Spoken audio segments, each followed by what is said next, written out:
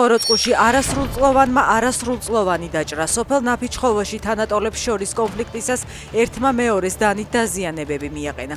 პროკურატურის განცხადებით დაზარალებულმა სიცოცხლისთვის სახიფათო დაზიანებები მიიღო.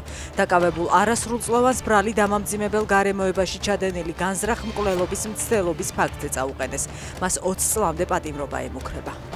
საფრანგეთში ოქსიტანიის რეგიონში 11 დღეში 5 აფთიაქი გაძარცვეს.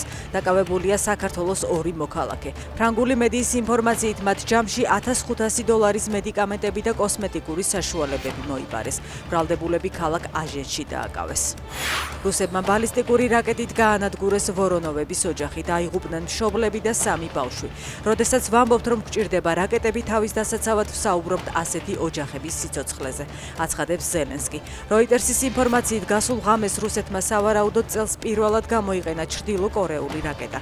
სამხედრო წყაროს ცნობით ბოლოს ასეთი რაკეტის გამოყენება უკრაინამ 1 წლის წინ დაადასტურა.